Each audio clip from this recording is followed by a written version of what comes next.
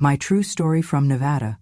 My DIL said, "It's just a gag gift," after giving me a dog collar on my birthday, so I gave them the mortgage bill and walked out. They wanted a laugh. I gave them the lesson of a lifetime. This is our party. You are just a guest. And honestly, you did not pay a cent for this birthday cake. That was what my daughter-in-law said to me right as the guests were singing happy birthday. Her voice had that saccharine edge, the kind that smiled at you while slicing your ribs open. My son stood next to her, not saying a word, holding our youngest granddaughter, who clapped her hands like she understood the weight of the moment.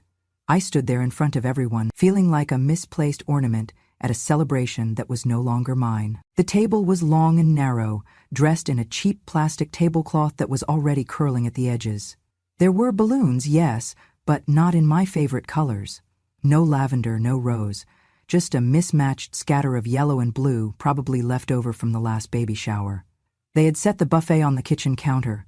Store-bought cupcakes, a sheet cake that read Happy B-Day Grandma with half the frosting smeared from someone's elbow, and a crock pot of lukewarm chili. I did not recognize half the people in the room. Friends of my daughter-in-law, co-workers maybe, a neighbor or two. Not one face from my church group, not one call from my oldest friend Marlene in Texas. I doubt they even invited her. I stood by the corner of the living room, hands folded in front of me like a child in timeout. My back ached. My legs were tired. I had spent the morning vacuuming and the afternoon ironing my blouse, because I knew nobody else would. But I had held onto a tiny thread of hope.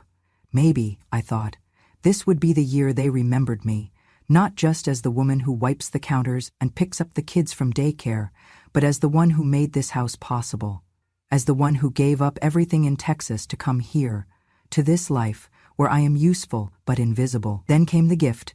My daughter-in-law reached under the table and pulled out a small box wrapped in shiny red paper. Her nails, perfectly manicured, tapped against it like she was handing me something precious. I looked up at her, searching her face for any flicker of warmth. There was none. Just that smile that said this moment was more for them than for me. "Here, Grandma," she said loud enough for everyone to hear. "We got you something special." Everyone leaned in. My grandson, who had just turned 11, laughed before I even opened the box, like he had already been told what was inside. I peeled back the wrapping slowly, already sensing something was wrong. Inside the box was an orange dog collar, neon bright, with a silver tag that read in bold capital letters, "Bite Me." For a second, I could not breathe. There was a pause in the room, a silence so thin it might have cracked in two. And then, laughter. Loud, sharp, cruel. My granddaughter shrieked with delight. Someone shouted, "Oh my God, that is hilarious!" My son smiled, but it was tight and uncomfortable, like he was trying not to make eye contact with me. "It's just a gag gift," my daughter-in-law said, waving her hand as if that explained everything. "Lighten up, Mom. You always take things so seriously." I held the collar in my hands. The leather was stiff, new, and it smelled of rubber and mockery. I ran my thumb over the words, "Bite Me," and tried to imagine who had thought this was funny, who had spent money on this, wrapped it, and decided it was the right thing to give the woman who watched their kids, who cooked their meals, who cleaned up the messes they pretended not to see. I wanted to say something. I wanted to ask why, but no words came. My throat tightened, my cheeks flushed, not with anger, but with humiliation so deep I thought I might collapse. I looked at my granddaughter, who was still giggling, and wondered what she would remember of this moment when she grew up. Would she think it was funny? Would she tell the story one day, not realizing the woman holding the collar had once tucked her in at night, singing softly so her bad dreams would go away? No one came to my defense. Not one person. I placed the collar back in the box, folded the lid shut, and smiled the way women smile when they are trying not to cry. "Thank you," I said softly. "That was very thoughtful." My daughter-in-law seemed satisfied with herself. She turned back to the guests, clapping her hands, asking if anyone wanted more chili. The music picked up again, something poppy and loud. My son disappeared into the hallway. And I? I took the box with me and walked into the kitchen. There I did what I always do. I started cleaning. The dishes were stacked high from the buffet, plastic forks and paper plates, napkins soaked with spilled soda. I rolled up my sleeves and began washing them, one by one because no one else would. The water was too hot, and my fingers turned red, but I needed something to keep my hands busy. If I kept still, I would feel it all. The sting, the shame, the growing hollowness in my chest. From the kitchen window, I could see the backyard. The sun had begun to set, casting long shadows across the lawn. I remembered when we planted that tree, my son and I. He was 9. We laughed when the roots got tangled, and I taught him how to hold the trunk steady. Now that same boy had let his wife hand me a dog collar for my birthday, and he had said nothing. I rinsed the last plate and dried my hands. My back aches worse now, and my knees tremble. I looked around the kitchen. Every corner was clean, because I had kept it that way. The home they called theirs was built on my hands, my savings, my sacrifices. And yet I was the guest, the extra, the joke. In the living room, they laughed without me. I heard someone open a beer. Someone else shouted over the music. I did not return to the party. I stayed in the kitchen, sitting on a stool by the pantry, staring at that orange collar sitting on top of the garbage bin. I did not cry. I could not. I was too far beyond tears. What I felt was something colder, something quieter, not rage, but clarity. They wanted a laugh. I would give them a lesson. Not today, not tomorrow, but soon. Before Nevada, there was Texas. A quiet corner of it, just outside San Angelo, where I had a little brick house with a creaky porch swing and a wild lavender bush that refused to die. I knew my neighbors by name. I had a pew in the 3rd row at Mount Olive Baptist, where I volunteered every Tuesday folding bulletins. Every Sunday, after service, we'd gather for potluck and gossip in whispers over deviled eggs. I had a life. Simple, but mine. When my husband died, I held on for as long as I could. I kept the porch clean. I kept the radio playing. But it gets lonely, you know, eating soup alone at a table meant for 2. Then one night, my son called. "Mom," he said, "why don't you come stay with us for a while, just until you feel better? The kids would love to see more of you." I said yes before he even finished the sentence. I sold the house within the month. I told myself it would be temporary, just a season. A pause. The plan was never to stay for good, but one thing folds into another, and before I knew it, I was putting down roots in a place that never truly welcomed me. They had just bought a new house, bigger, better school district, more bedrooms. My son mentioned they were worried about the mortgage, so I offered. I said, "Let me help. I do not need much, and it will ease your burden." He said thank you, but his eyes looked past me when he did. I started sending payments directly to the bank. Quietly, every month. My son gave me the login once, and I never bothered him about it again. I just did it. Because I could. Because they were my family. Nobody asked how the money came. They never wondered why my clothes got older, or why I never went out for lunch with the other ladies in the neighborhood. They never saw the envelope I tore open each month, the one with the last of my savings from my husband's life insurance. I never asked to be added to the deed. I did not want ownership. I just wanted to be needed. And for a while I was. Sort of. At first they seemed grateful. My daughter-in-law would say things like, "It's nice having another adult in the house," or "The kids really love having you around."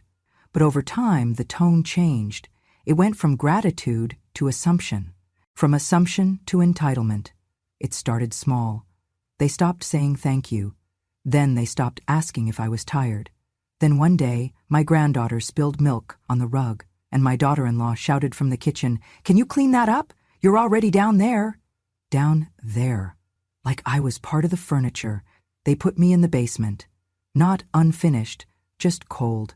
The window was tiny, facing the fence. No sunlight came through. I slept on a twin mattress pushed against a cement wall, with boxes of Christmas decorations stacked beside me. My room smelled like mildew and old pine, but it was better than feeling in the way upstairs. I did the laundry, all of it. I folded their clothes, including underthings I never should have touched. I packed lunches. I picked up the kids from soccer practice. I vacuumed. I watched the dog when they traveled. And I cooked dinner 5 nights a week. Roast on Sundays, lasagna on Wednesdays. No one ever told me it was good. They just ate it, left their plates, and disappeared into their phones. And what did I have? I had no pension. I left my job early years ago to care for my husband's mother when she got sick. That meant no Social Security benefits, no retirement savings beyond what we'd managed to put away in that Texas house, and now that house was gone. The check had gone straight into the new home, into their home. They never once asked if I missed it. They never asked if I was okay. Once I tried to mention it. I said, gently, I used to have a garden back in Texas. I miss getting dirt on my hands. My daughter-in-law looked up from her tablet and said, well, the HOA here doesn't allow planting. Anyway, the yard's for the kids. That was the end of that. And still I stayed. Because when you are a mother, especially an old one, you convince yourself that sacrifice is part of the role, that invisibility is the price of relevance. I told myself I was being useful, that I had purpose. But then came my birthday, the party where they told me I was a guest, where they gave me a dog collar and laughed like I was a clown at my own funeral. Later that evening, I overheard my son and daughter-in-law talking in the hallway. I was in the laundry room folding towels. She said, she's being dramatic. It was a joke. And he, my own flesh and blood, he said, yeah, Mom's just getting sensitive. She's old now. Everything hurts her feelings. Everything hurts her feelings. That was the moment something in me shifted. I did not expect him to defend me like a knight, but I hoped for something, one word, one gesture, a pause. But he gave me nothing. He let her reduce me to a stereotype, the bitter old woman who cannot take a joke. And he agreed. All I had given, all I had carried, and now I was just Mom, old, sensitive, an accessory in the house I helped build. That was the night I realized I was not staying with family, I was surviving among strangers. That night, I did not sleep. The house was quiet, save for the low hum of the dishwasher and the occasional thud of someone upstairs, probably the dog knocking something over. I sat in the basement, on the edge of my narrow bed, holding the dog collar in my lap. It was still in the box, the lid slightly ajar. The orange strap caught the light from the hallway like a warning sign, bright, loud, impossible to ignore. I stared at it for a long time. Was I overreacting? Was it really just a joke, as they said? Maybe I was too sensitive. Maybe I had become too fragile, too soft, too bitter. That is the word the young ones use now, isn't it? Bitter, like all the women who gave their lives to others and forgot how to laugh at being mocked. But deep down, I knew it was not about the collar. It was about what it represented. It was about years of being treated like furniture in a house I helped build, about being called a guest in a home where I scrubbed the toilets, about hearing my son say, she's old now. Everything hurts her feelings. That collar was not a joke. It was the mask that made the truth visible. I reached for the small tin box I kept in the closet behind my sweaters, the one with important papers, the things they never bothered to ask about. My name was still on the mortgage account. When I first offered to help them pay for the house, my son had added me out of necessity. He needed the credit. After a while, I just kept making the payments. Quietly, consistently. There it was. 3 payments left. 3. I held the latest mortgage statement in my hand. The total was circled, just like I always did, my little ritual before paying. But tonight I did not log into the website. I did not pull out my checkbook. I just stared at that number. What if I did not pay? What if I stopped now? They thought the house was paid off. I never corrected them. They assumed because the last time the bank called I had taken care of it like always. My son even joked once that he finally owned the damn place free and clear, and I just smiled. Let him believe what he wanted. Let them all believe. I folded the statement, slowly, carefully. Then I walked upstairs, barefoot and quiet. The lights were off, but the party remnants were still everywhere. Half-empty cups, bits of confetti, greasy napkins. The house smelled like chili and candle wax. The living room was a mess and nobody thought to clean it. Nobody ever did except me. I walked into the kitchen and turned on the small light above the stove. The dog lay curled under the table, tail twitching in sleep. I stepped over him and found the drawer where they kept the printer paper. I took out a single sheet. Then I sat at the dining table, the same one where my daughter-in-law had placed the collar, and wrote. In my best cursive, I wrote, "Happy late birthday." Then underneath that, "This is the gift I am returning. Please read it carefully before throwing it away." I folded the mortgage statement and slipped it into the envelope. I sealed it, pressed it flat, and wrote their names across the front. It was a strange thing how steady my hands felt. There was no tremor, no hesitation, just calm, not the kind that comes with peace, but the kind that comes when you finally stop waiting to be loved properly, when you stop making excuses for people who never deserved your sacrifices. I looked around the kitchen. It was clean, of course. I had scrubbed it before dinner. The floor still gleamed from the vinegar I used that morning. I thought about how many years I had spent maintaining this illusion of home, of harmony, of being okay. I thought about every toilet I scrubbed while they slept, every diaper I changed, every night I stayed up with a sick grandchild while their parents went to dinner. And for what? So they could laugh at me, so they could say I was just a guest. I stood up and walked to the dining table, the same table where she had placed the box. I laid my envelope right there in the same exact spot, perfectly centered. The collar was still on the counter, where I had left it earlier. I picked it up, opened the lid again, and stared at the words one last time. Bite me. Well, maybe they would understand that better when the bank came knocking. I closed the box, tucked it under my arm, and went back downstairs. I could not sleep, so I sat by the small window in the basement, the one that barely let in any moonlight. I listened to the silence. Not the peaceful kind, but the hollow kind. The kind that tells you, with certainty, that nothing will change unless you do something. And I had finally made my decision. 3 payments. That was all I had left. 3 weeks, and this house would no longer be mine to protect. Let them handle it. Let them laugh now. Tomorrow I would begin packing. Quietly, efficiently. I had places to go, plans to make, and they would not see me coming. I woke before the sun. The house was still asleep. No footsteps, no murmurs, just the slow exhale of silence. I moved carefully, each step deliberate. I had learned how to be quiet in this house, how to disappear. It was a skill I never thought I would need after raising a family, but it had become my way of life. Invisibility, after all, was its own kind of armor. I pulled out the old Navy duffel from under the bed, the same one I used years ago when my husband and I took our last road trip to Oklahoma. The zipper stuck halfway, but I managed. I folded only what I needed: 2 sweaters, a few blouses, underthings, my Bible, and the tin box with my documents. I left behind the framed pictures, the hand-sewn quilt I had made for my granddaughter, the photo album they never looked through. I did not want to carry ghosts. I stood in the middle of the basement, taking one last look. The room was clean. Of course it was. I had scrubbed it top to bottom the week before, not knowing it would be my last time. The little window showed a sliver of sky beginning to brighten. It would be dawn soon. I wrote no note. There was nothing left to say. I stepped into the hallway, careful not to let the duffel thump against the wall. Up the stairs, past the kitchen. I paused at the dining table. The envelope with the mortgage statement was still there, right where I had left it the night before. I placed the dog collar on top of it, like a bow. Then I opened the front door and stepped out into the chill. The Nevada air was crisp, dry, and silent.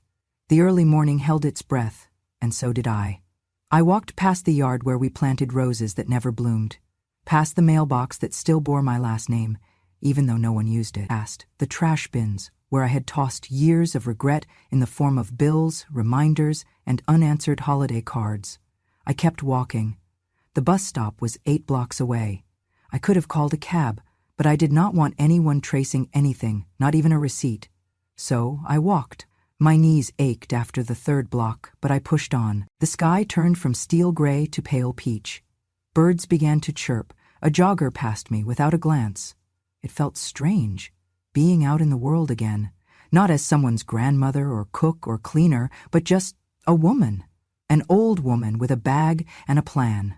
I reached the bus stop just as the city bus pulled up. The driver barely looked at me. I liked that. I liked that he did not ask questions. I paid in cash, took a seat in the back, and watched the neighborhood fade behind me. An hour later, I arrived at the Sunrise Senior Center on the edge of town.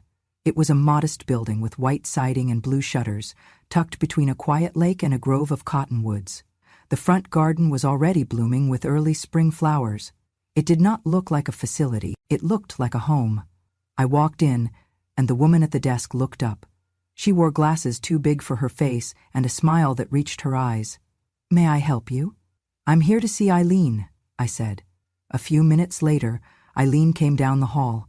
Her hair was silver now, cut short and neat, but I recognized her immediately.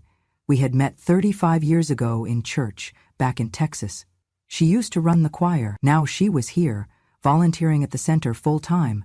When I called her weeks ago and asked if she knew of a place where I could go quietly, she said, "I know just the place, and you do not owe me a story unless you want to tell it." She hugged me tighter than anyone had in years. "Your room's ready," she whispered. The room was small but bright, a twin bed with a soft blue cover, a nightstand, a little writing desk. But what took my breath away was the window. It overlooked the lake. Water shimmered beneath the early light, calm and glassy. Ducks paddled across it. The trees swayed gently, as if welcoming me home. I set my bag down and sat on the edge of the bed. No one knew I was here. No one had followed. No one called. My phone was still in the basement drawer, powered off and forgotten. It was just me and the view, and it was enough. Later that morning, Eileen brought me a tray with tea and toast. She did not ask questions. She just placed the tray on the desk and sat beside me for a moment. We looked out the window together, saying nothing. Sometimes the best conversations are the ones without words. I spent the rest of the day unpacking, slowly. I hung my sweaters in the little closet, arranged my Bible and a photo of my husband on the nightstand. I opened the window, letting in the scent of the lake and pine. It smelled like freedom. For the first time in 10 years, I did not have a to-do list. No diapers to change, no dishes to scrub, no school pickups, no passive-aggressive comments to ignore, no duties assigned by people who never truly saw me. It felt strange at first, this stillness, but it did not take long for the stillness to become peace. That night, I slept with the window open. The wind moved the curtains gently, like a hand brushing hair from a forehead. I fell asleep without worry. No voices above me, no footsteps waking me, no laughter at my expense, just the quiet breath of a new beginning. And when I woke the next morning, I realized something simple but profound. I was not running away. I was finally walking toward myself. They found the envelope the next morning. It was my daughter-in-law who opened it first. I could picture her perfectly, still in her robe, hair half-tied, coffee in hand, annoyed at the mess still left over from the parties she never cleaned. She probably rolled her eyes when she saw the words "Happy Late Birthday" scrawled across the front. I imagine she laughed when she read the first line of the note, thinking it was some kind of delayed joke. But by the time she pulled out the mortgage statement and saw the past due notice, her face would have dropped. She screamed. The kids were still eating cereal. My son came rushing in, half-shaven, towel over his shoulder. "What's wrong?" he asked, panic rising. She shoved the paper at him. "Did you know the mortgage is past due?" He blinked. "What?" "No, the house is paid off." She pointed to the balance. "Apparently not. Apparently your mother's been lying to us." He flipped through the pages. His lips moved as he read, eyes growing wider. Then he stormed into the hallway, phone already in hand. He called the bank. I know because I used to hear him on the phone all the time. He has a specific voice when he talks to people he thinks are beneath him. 15 minutes later, he hung up and punched the wall. They told him the truth. 3 payments remained.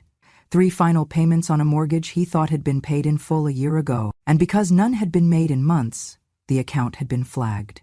He had 15 days before the house would enter pre-foreclosure proceedings. He could not believe it. He had walked around for months, bragging about being a homeowner, telling his friends how he and his wife made it, how the house was theirs, how they worked hard for it. But the bank did not care about his pride. The bank only cared about payments. From what I was told later, through a neighbor who still went to my old church, they went into full-blown crisis mode. My daughter-in-law was calling her parents, asking for help. They tried to sell off the second car, the flat screen in the living room, even some jewelry she never wore. My son started skipping work, pacing the house like a caged animal. And then they tried to call me. I had left my phone behind, buried in the basement nightstand drawer, next to the old church programs and birthday cards nobody ever opened. I had deleted every cloud login, every backup. They had no number, no address, just a sudden gaping hole in their world where I used to be. She left messages, I am sure, probably started polite. "Mom, we need to talk. Something came up." Then desperate. "Where are you? Please call back. It is important." And finally, angry. "This is not funny. You need to fix this. You owe us." But the phone never rang. not for them. At dinner, my granddaughter pushed her plate away. "Where's Grandma?" Neither of them could answer. "She's just gone," my son finally said. "Did she die?" the little one asked, eyes wide. "No," my daughter-in-law snapped. "She's being dramatic. She'll come back." But I did not, and for the first time they felt it. Not just my absence, but the power I held. The mortgage was still in my name. The payments had always come from my account. I had kept that roof over their heads, and they had never once considered what might happen if I stopped. They thought I would always be there. They thought wrong. My son called the bank again the next day, tried to plead, to bargain, to buy time. But the math was simple. Without me, they could not make the payment. And the bank? The bank was just a machine. Cold, indifferent. 15 days, that was all they had. They called everyone, friends, extended family, people they had not spoken to in years. My daughter-in-law even tried to crowdfund on Facebook, spinning a story about sudden financial hardship. But no one bit. Maybe they sensed the truth behind the pixels. Maybe karma was quicker than expected. I imagine the mood in that house changed fast. No more joking, no more laughter in the kitchen, just tension thick in the air. My son and his wife, once so smug in their comfort, now reduced to panicked whispers and slammed doors. And the kids, innocent and confused, watched it all happen. "Why did Grandma leave?" my grandson must have asked. And what could they say? Could they admit that the woman they mocked held the entire foundation of their lives in her hands? Could they explain that their guest was actually the architect? Doubtful. But the silence would answer for them, and deep down, they knew. They had no control. No number to call, no key to twist this back into place, no power over me anymore. His name was Gerald Wilkins, and I had not seen him in over 20 years. We used to serve together on the finance committee at Mount Olive Baptist back in Texas. He was a quiet man with thick glasses and a habit of scribbling on napkins during budget meetings. After his wife passed, he moved to Las Vegas and set up a small legal practice focused on elder affairs and estate transitions. When I reached out to him through Eileen at the senior center, he remembered me immediately. "Miss Margaret?" he said, his voice full of that old Sunday kindness. "Took you long enough to call?" I met him 2 days after I left the house. We sat across from each other at a modest wooden desk in his quiet office. The blinds were drawn halfway, and a fan clicked softly in the corner. I had brought every document, mortgage records, bank statements, the original deed, copies of my ID, even a handwritten list of what I wanted done. He read everything carefully, then looked up at me. "You sure about this?" I nodded. He took off his glasses, folded them slowly, and said, "All right then, let us make it official."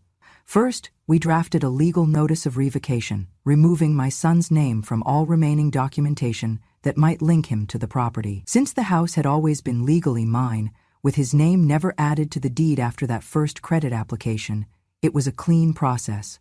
No contest, no complications. Then we arranged the sale. I asked Gerald to handle it quietly.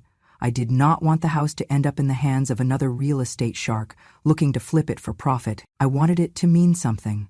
So, we contacted a local nonprofit that provided transitional housing for low-income seniors, especially women like me, women who had given everything and had nowhere to go.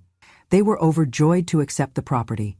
I made only one request, signed and notarized, that the house could never be rented, sold, or otherwise transferred to any relative of mine, directly or indirectly, ever. Gerald raised his eyebrows at that clause. I simply said, some things need to stay buried. The sale moved fast. Within a week, the papers were signed. The house was no longer mine. It was not theirs either. It now belonged to people who needed it more than anyone in that house ever had. The money was more than I expected. Even with the final 3 payments deducted, the equity in the home added up nicely. Real estate in Nevada had appreciated more than I thought. Gerald asked what I wanted to do with the proceeds. "I want to divide it into 3 parts, I told him. First, we set up a fund for elderly women at risk of homelessness, managed by the same nonprofit that now owned the house. I named it the Quiet Hands Fund, because that is what women like me have, quiet hands that carry generations without recognition. Second, I established a small scholarship in my husband's name for students pursuing nursing, preferably those caring for family while studying. My husband had wanted to be a doctor, but he never had the chance. This way, he could still heal in some small way. The third part, Gerald helped me invest carefully, enough to cover my rent at the senior center, my food, medical needs, and a little travel if I ever wanted to see something new before my time came. I was not rich, but I was free. And freedom, after a life of service, feels like wealth. Gerald handled everything with grace and speed. On the last day, he slid a manila envelope across the desk. Inside was a formal letter addressed to my son and his wife on legal letterhead. He let me read it before he mailed it. It was short, just 2 sentences. Effective immediately, the property located at 742 Golden Elm Way is no longer under your mother's ownership. The individual responsible for the mortgage has withdrawn from your lives permanently. I stared at the words. No emotion, no explanation, just fact. It was perfect. Gerald looked at me and asked, "Do you want to sign it with a personal note?" I shook my head. "No. They've already received my message." He nodded once and sealed the envelope. As he walked me to the door, he said, "Most people come in here trying to hold on to something. You're the first I've met who came to let go." I smiled. And for the first time in years, I meant it. It was 32 days after I walked out the front door when they were officially told to leave. The letter came from the nonprofit's legal department, formal and cold. It stated that the property was now under new ownership and that they were occupying it unlawfully. They had 15 days to vacate. No exceptions, no extensions. I imagine the moment the letter arrived, the envelope torn open over the breakfast table, cereal bowls half full, a quiet panic spreading like smoke. My son, face flushed. My daughter-in-law, hands trembling not from fear but fury. They must have called everyone again, family, friends, maybe even a lawyer, but it was final. The papers had been signed, the deal was done, the house was gone. To mark the moment, I sent them a package. Nothing extravagant, just a small square box wrapped in brown paper, postmarked from a city they had never heard of. No return address. Inside, nestled in tissue paper, was the orange dog collar, the same one they had given me for my birthday, the one that said, "Bite me," in bold metallic letters, untouched, unworn, unforgotten. Beneath it was a handwritten card, just a little joke, but I suppose this time, I'm the one laughing last. That was it. No signature, no explanation, no plea. I did not need one. The day the box arrived, I was sitting by the lake outside my window, sipping tea. The sky was a gentle gray, the water soft with ripples. I did not think of them often anymore, but that day I allowed myself one indulgence, to imagine their faces.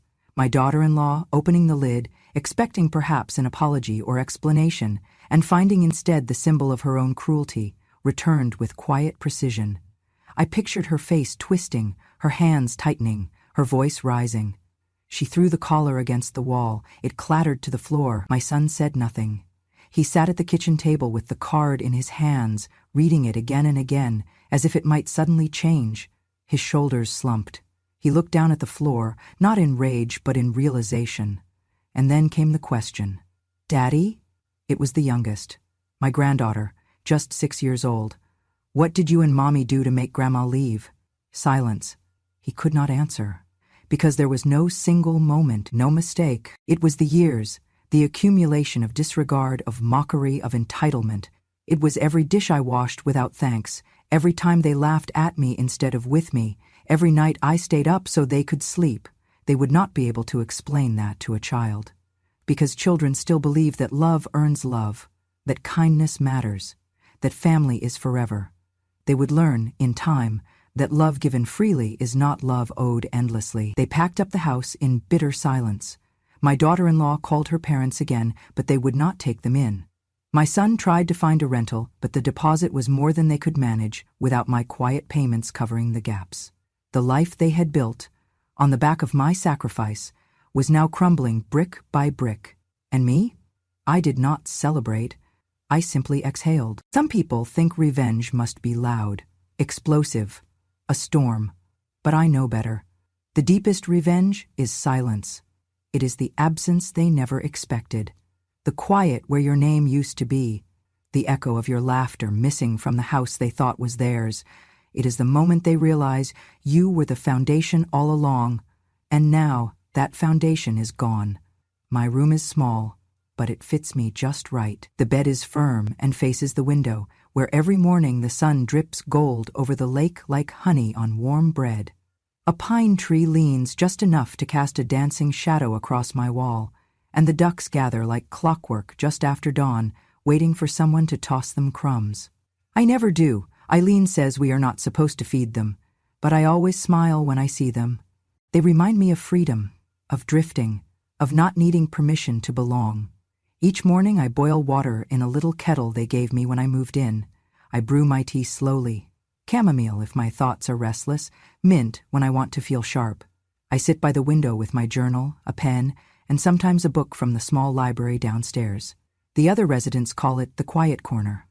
But it is never quiet inside my head. There are memories there, thoughts. But now, for once, they are mine alone. There is no screaming here, no slammed doors, no glances that cut, no laughter that bites. Just gentle footsteps, the occasional radio hum from the hallway, and the steady rhythm of my breath, finally moving at its own pace. Some of the women here know bits of my story. They asked, in gentle tones, where I came from. I told them without bitterness that I left a house that never felt like home.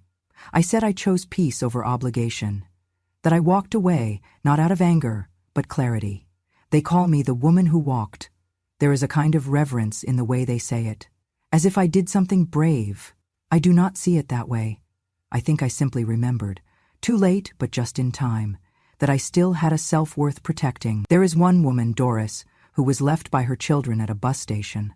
Another named Lupe, who gave up her house for her son's business and now knits scarves in silence. We sit together sometimes, not to talk, but to share space, to breathe the same air of relief. We do not speak of revenge. We speak of rediscovery.